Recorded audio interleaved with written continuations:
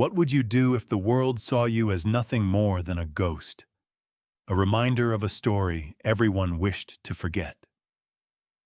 What if your last $3 bought you the one thing that held the key to that story? A rusted iron tomb no one had managed to open in 40 years. For 19-year-old Lucy Mercer, this wasn't a question. It was the weight pressing down on her shoulders in the damp Astoria air. She paid the salvage man, a man who pitied her more than he wanted her money, and in return, he gave her a corroded diving bell that had become a local joke. But what was locked inside that sphere of rust and ruin wasn't just stale air and forgotten machinery.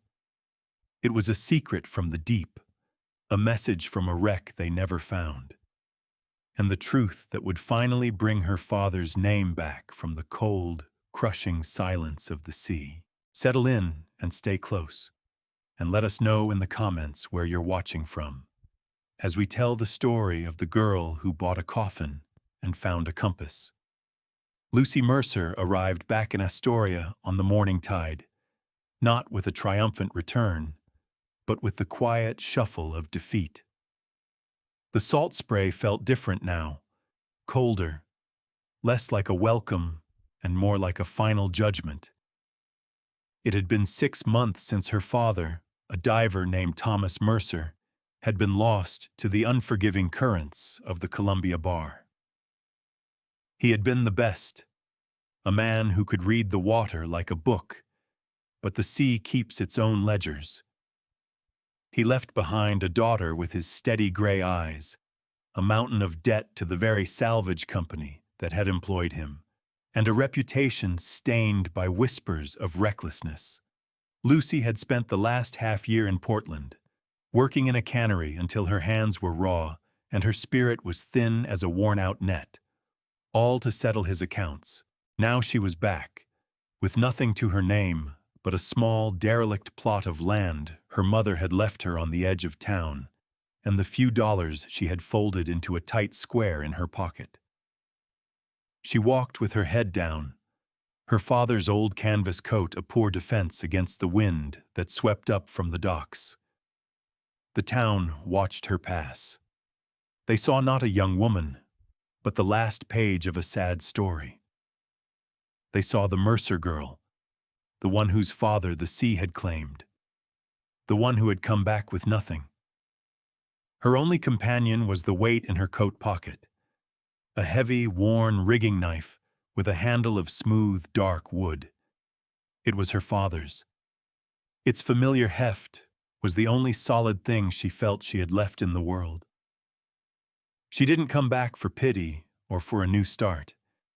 She came back because this was the only place that felt like home, even if it was a home haunted by the ghost of the man who had taught her the language of rope, tide, and iron.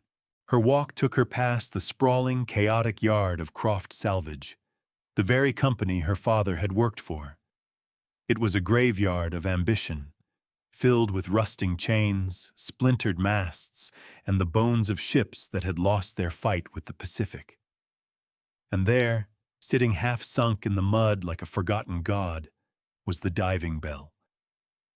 It was an old one, a heavy iron cask from a generation before, its surface a mottled tapestry of orange rust and green verdigris. Its brass fittings were dull as lead, its viewing ports clouded with grime and salt. It looked less like a tool and more like a monument to failure. She remembered her father talking about it once, a flicker of a memory. "That old bell," he'd murmured, staring out at the rain. "She's got more secrets than the sea itself." At the time, she'd thought it was just one of his quiet, poetic turns of phrase. Now, standing there in the cold, the words felt different. They felt like a sign. She found Silas Croft, the owner of the yard, and the man who held her father's final debts, in his office. He was a thick man with a voice that always seemed too loud for any room he was in. He looked up from his ledger, his expression a mixture of surprise and impatience. "Mercer," he grunted. Thought you were done with this town. Lucy kept her voice even. I am. I just came to look at something. She led him out to the bell. Croft laughed, a short barking sound. That thing? It's a tomb. We haven't been able to get the hatch open in 40 years. Bolts are fused solid, worth more as scrap and barely that. How much? Lucy asked, her gaze fixed on the corroded seal. Croft sized her up, the worn coat, the tired look in her eyes. He saw a fool's errand, a child chasing a ghost. You want it? $3, and you haul it out of here yourself. Today. It was a mocking price for a ton of useless iron. He expected her to walk away. Instead, Lucy unfolded the last of her money and placed it on a nearby barrel. Done, she said. What could be inside that rusted shell that a father would call a keeper of secrets? Was it just the idle talk of a tired man? Or did he know something no one else did? Let us know what you think in the comments below, and be sure to subscribe for more stories of incredible discoveries. For Lucy, the real work had only just begun. The whispers started before the ink on her bill of sale was even dry. Men leaning against the general store watched as she tried to figure out how to move a ton of iron with no horse and no wagon. Their talk was a low murmur, carried on the wind like sea foam. That's Tom Mercer's girl. Lost her senses, looks like. Spending her last dollar on Croft's scrap heap. Silas Croft himself made a show of it, strolling into the saloon later that day and telling the story with a theatrical flourish. Gave her a bargain, he boomed, to the laughter of the men at the bar. $3 for the privilege of owning the heaviest piece of junk on the coast, the girls chasing her father's ghost right into the poorhouse. The laughter was a physical thing, a wave of dismissal that Lucy felt even from a block away. It followed her as she walked to the one place she knew she might find help. Jedediah Stone's livery was at the edge of town, a place that smelled of hay, leather, and honest work. Jed was an old man with hands as gnarled as driftwood, and he had been her father's closest friend. He saw her coming, and his weathered face softened. He didn't ask questions. He didn't offer pity. He simply listened. I need to move it, Jed, she said, her voice quiet. To my mother's old plot by the inlet. He looked at her for a long moment, his eyes holding a deep sadness. Your father was a good man, Lucy. He saw things other folks missed. He hitched up his strongest draft horse to a heavy dray wagon and said, Let's go get your inheritance. That evening, as the sun bled into the Pacific, they finally settled the bell onto the small patch of grassy land overlooking the water. As Jed was leaving, an old woman Lucy had only ever seen from a distance walked slowly along the shoreline. She was Alara, a Maka elder whose family had lived on this coast since before the first ships had ever appeared. She paused and looked not at Lucy, but at the bell, its dark shape a hulking silhouette against the dying light. Her voice, when she spoke, was as soft as the rustle of beach grass. Some things don't give up their dead, she said, her gaze distant. They give up their stories. Then she continued on her way, leaving Lucy alone with the cryptic words and the silent, sealed iron. The town's laughter echoed in her ears, but Alara's words settled deeper, planting a seed of question in the barren soil of her grief. The bell sat on the bluff, a silent, brooding presence. For 3 days, Lucy did nothing but exist beside it. She pitched a small canvas lean-to against a scraggly pine, a place just big enough to unroll her bedroll and keep her few supplies dry. The bell became the center of her small world. In the morning, it was shrouded in a thick coastal fog that made its iron skin weep with moisture. At midday, when the sun broke through, The rust seemed to glow with a fierce, angry heat. But it was the evenings she watched it most intently. As the sun set, the golden hour light would catch the verdigris, turning the patches of green corrosion into something almost beautiful, like jewels on a forgotten crown. The wind coming off the water made a low, mournful sound as it passed over the bell's curved surface, a constant, lonely hum. She ate her simple meals of hardtack and dried fish sitting on the ground, her back against its cold, solid wall. She ran her hands over the pitted surface, feeling the deep scars left by time and salt. It felt ancient, impenetrable. The disappointment was a real and heavy thing. Croft's words echoed in her mind. A tomb. Maybe he was right. Maybe she had spent her last dollars on a monument to her own foolish hope. She slept near it, the rhythmic crash of the waves on the shore below a constant lullaby. Her father's rigging knife lay beside her bedroll, its familiar shape a small comfort in the dark. She began to listen to the bell, not with her ears, but with a deeper sense of attention. She learned its silences. She felt the way the temperature of the iron changed with the passing of the day. She was not trying to conquer it. She was trying to understand it. On the third night, a storm rolled in, not a violent one, but a steady, soaking rain that turned the ground to mud. Lucy huddled in her lean-to, watching the rainwater trace paths down the bell's rusted face, like tears. She felt a profound loneliness, a sense that she and this discarded object were two of a kind, abandoned, weathered, and holding a secret no one cared enough to uncover. The world had written them both off. That night, she didn't dream of her father's smile or the warmth of his hand. She dreamed of the crushing dark of the deep ocean, of immense pressure, and of a silence that was waiting to be broken. The morning after the rain was clean and cold. The air smelled of wet earth and salt. Lucy was boiling a small tin of water for tea when she saw it. The sun was low, casting long shadows, and the light hit the bell at just the right angle. She had looked at the main hatch 100 times, a circle of thick iron held fast by a ring of heavy, corroded bolts. They were all identical in their decay, covered in the same thick crust of orange and brown rust, all except one. Near the bottom of the ring, one bolt head seemed different. The rust on it was lighter, more of a surface dusting than a deep-seated fusion. The hexagonal shape of the bolt head was still faintly visible beneath the corrosion, whereas the others had been rounded into shapeless knobs by the years. It was a tiny detail, something you would only notice if you had been staring at it for days, if you had committed every inch of its surface to memory. She put down her tin cup and walked over, her boots sinking slightly in the damp soil. She crouched down, her face close to the cold iron.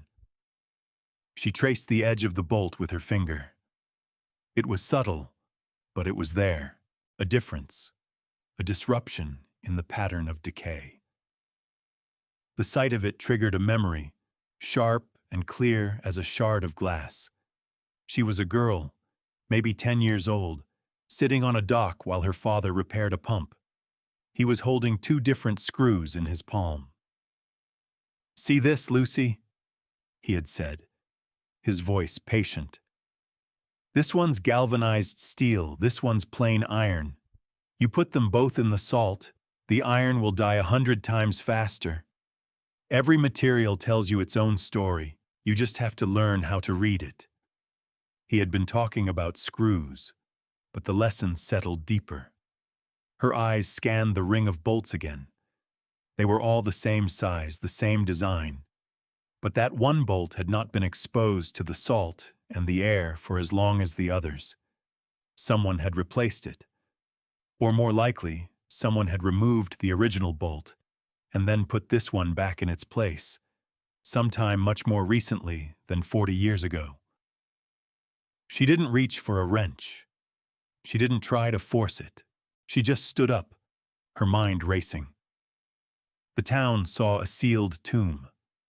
Silas Croft saw a useless lump of scrap, but her father had seen a keeper of secrets, and now, for the first time, Lucy saw a lock.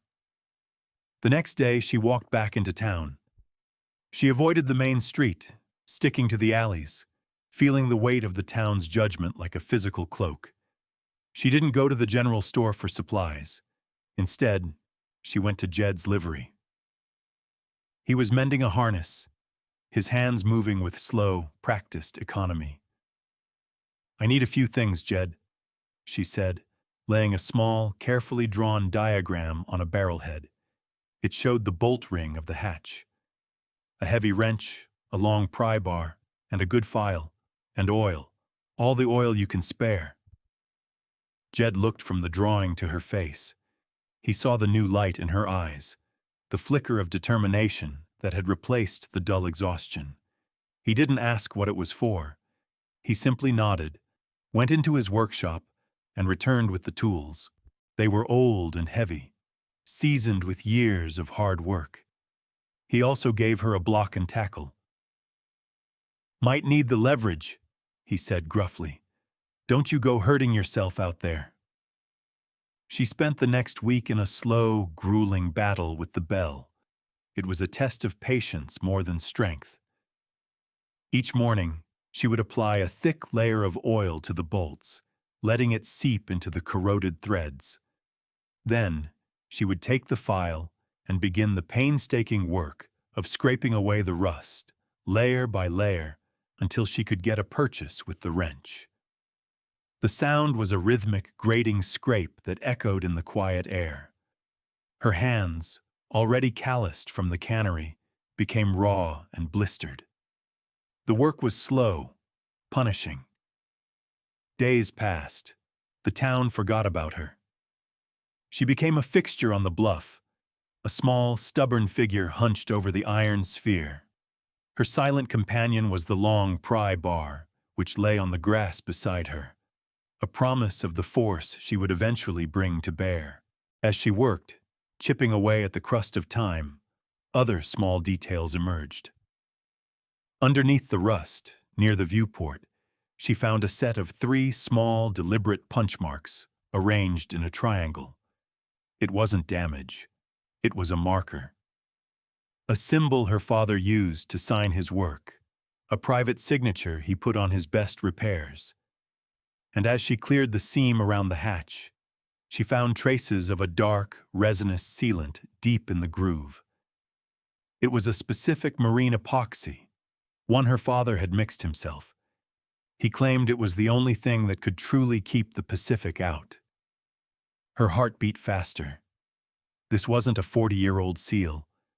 Her father had sealed this bell. He had sealed it deliberately, carefully, using his own methods. The question was no longer if she could open it, but why he had wanted it to stay closed so desperately. The breakthrough came on a Tuesday, a week and a half after she started. The sky was a high, clear blue. She had focused all her effort on the one different bolt, the one that had been her first clue. She had oiled it, filed it, and worked it with the wrench until her muscles screamed. She put the long handle of the pry bar over the wrench for extra leverage, planted her feet, and threw her entire weight into it. For a moment, nothing happened. The iron was unmoving, and then, with a sound like a gunshot, a crack that echoed across the water, the bolt broke free. It turned, groaning in protest, the sound of metal yielding after years of resistance. Hope surged through her, raw and powerful. One by one, over the next 2 days, the other bolts followed. Each was a victory, a small battle won against time and neglect. Finally, only the fused seal itself held the hatch in place. She wedged the tip of the pry bar into the seam. She took a deep breath and pushed down. The seal broke with a long, mournful hiss, the sound of stale, compressed air escaping its iron prison. The smell that washed over her was overwhelming. The scent of a locked room, of briny stillness, old canvas, and something else, something metallic and cold. She didn't throw the hatch open. She worked it slowly, carefully, leveraging it up until a sliver of daylight pierced the darkness within. She peered inside, but it was too dark to see. Fetching her lantern, she lit the wick and held it up to the opening. The light fell into the small, cramped space. The first thing she saw was a large parcel wrapped in oilskin, lashed securely to a small bench. Next to it, tucked into a corner, was a leather-bound book, also wrapped in a protective layer of waxed canvas. Her hands trembled as she reached inside. The air was cold on her skin. She pulled out the book first. She unwrapped the canvas, her fingers fumbling with the knots. It was a diver's logbook. She opened it to the first page. The handwriting, a strong, clear script, was unmistakable. It was her father's. She sank to her knees on the damp ground, the logbook open in her lap. The entries detailed his last weeks. He had been working for Croft, salvaging a modern wreck, but in his off hours, he had been pursuing a legend, the Estrella Perdida, a Spanish galleon that had gone down in a storm 2 centuries before, its location lost to time.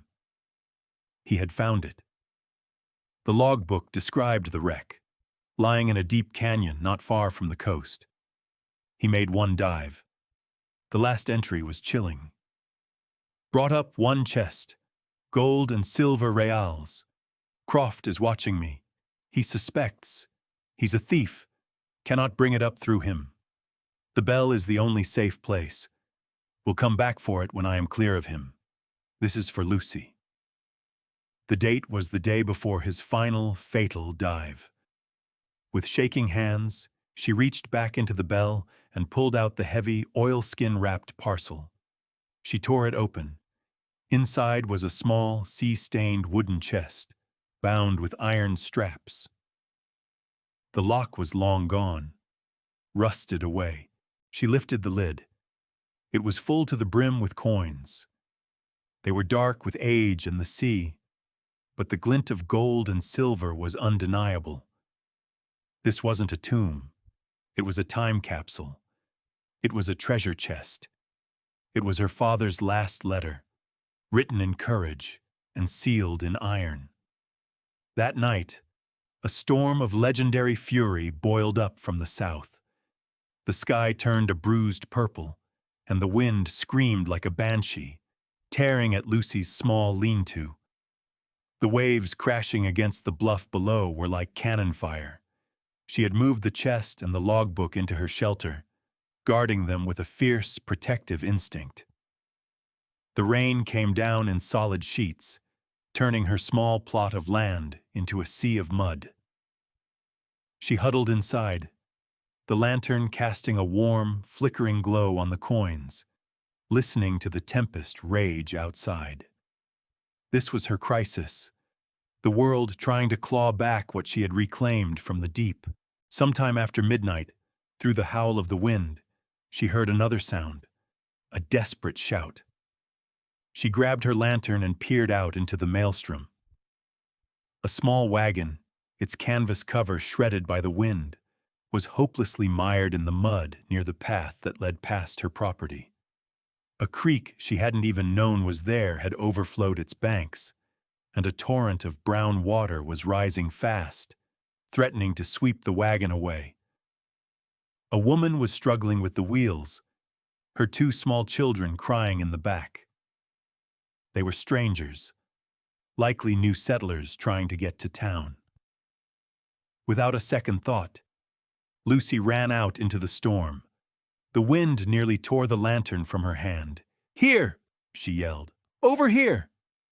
The woman, whose name was Sarah, looked at her with wild, terrified eyes. We're stuck. The axle is broken. The water was already swirling around their feet. Lucy's mind raced. The wagon was too heavy to push. They needed an anchor. Her eyes fell on the diving bell. It was a ton of solid, immovable iron. She grabbed the heavy chains and the block and tackle she had gotten from Jed. Fighting the wind and the lashing rain, she managed to secure one end of a chain to the wagon's frame and the other around the solid base of the bell. It was brutal, exhausting work. The iron was slick with rain, the mud sucking at her boots. But the bell held. It became a steadfast anchor in the chaos, a bulwark against the storm's fury. She helped Sarah get her children, a boy and a girl, out of the wagon and led them to her lean-to. It was a cramped, humble shelter, but it was dry and out of the wind. She gave them her only blanket and shared the small portion of bread she had left. They huddled together, 4 strangers bound by a storm, the lantern light illuminating the open chest of Spanish gold that sat incongruously in the corner. Sarah stared at it, her eyes wide, but she asked no questions. She just held her children close, her gratitude a palpable presence in the tiny space. Lucy had made her choice. Her father's legacy wasn't just the treasure. It was the strength and integrity he had passed down. And that night, she used it not to enrich herself, but to save a family from the storm.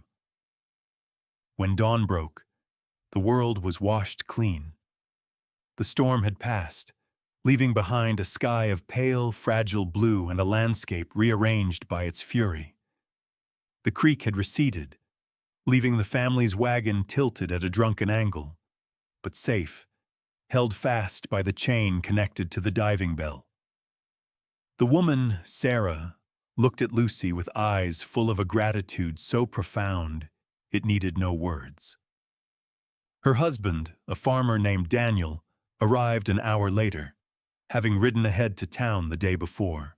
When he saw his family safe and heard the story of their rescue, he gripped Lucy's hand, his own voice thick with emotion. "We owe you everything," he said. "Anything you ever need, you have only to ask." He was a man of his word, and a man who could not keep a story of such courage and kindness to himself. By noon, the tale of the Mercer girl saving the new family with her father's old diving bell was all over town. It was a different kind of story than the one they had been telling about her. Later that day, Lucy wrapped a few of the coins in a piece of cloth, placed them in her pocket, and walked into Astoria. This time she walked down the center of the main street. The whispers that followed her were different now. No longer mockery, but curiosity and a new, grudging respect. She didn't go to the bank. Instead, she went to the small, quiet office of Mr. Abernathy, a retired historian and assayer known for his honesty. He was a kind, elderly man with spectacles perched on his nose. He listened to her story patiently, then examined the coins she placed on his desk. He held one up to the light, turning it over and over. "Incredible," he murmured, his voice hushed with awe. "These are Spanish reales, from the mint at Potosi, consistent with the manifest of the Estrella Perdida." He looked at her over his spectacles. The wreck was never officially found. Any salvage would be unrecorded. Legally, Miss Mercer, according to maritime law, this is a private find. It belongs to you. As she was leaving his office, she saw Silas Croft coming down the street. He had clearly heard the rumors. His face was a thundercloud. He marched up to her, his voice a low growl. "That bell was my property. Anything inside it is mine." But before Lucy could even respond, Daniel, the farmer she had rescued, stepped up beside her. Then Jed appeared from his livery. A few other townsfolk, drawn by the confrontation, stopped and watched, their expressions no longer laughing, but steady and watchful. "She has a bill of sale, Silas," Jed said, his voice calm and firm. "Signed by you. $3 for the bell and all its contents?" Croft looked from face to face, seeing no support, no one to back his bluster. He saw the shift in the tide of public opinion. He was alone, defeated not by law, but by a community that had finally chosen its side.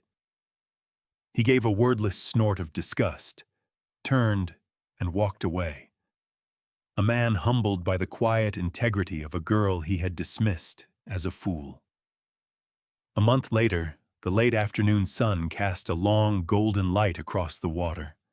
The air was warm, smelling of pine and salt, and the promise of a gentle evening. Lucy stood on the bluff, looking out at the sea. The diving bell was still there, no longer a tomb or a mystery, but a landmark, a part of her history. She had cleaned it, scraped away the worst of the rust, and oiled the iron to protect it from the air. The open hatch was like a watchful eye, gazing out at the horizon. She hadn't sold all the coins. She had sold just enough to buy a small, sturdy salvage boat, the Estrella, and to hire a small crew. She had paid off the last of her father's phantom debts to Croft, not because she had to, but because she wanted the Mercer name to be clean. The rest of the treasure was secure, a foundation for a future built on her own terms. The rescued family had become her first friends in this new life, bringing her fresh bread and milk from their new farmstead. The town treated her with a quiet reverence. She was no longer just Tom Mercer's girl. She was Lucy Mercer, a woman who had pulled a story of courage and treasure from the past and used it to build a future. Jed walked up the path and stood beside her, following her gaze out to the water.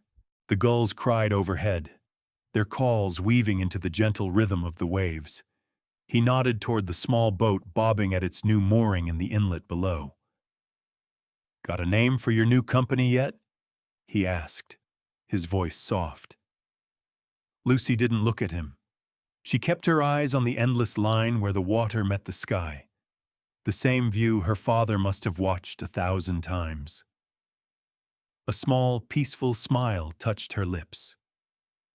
"He didn't leave me a wreck," she said, her voice clear and steady in the evening air. "He left me a compass."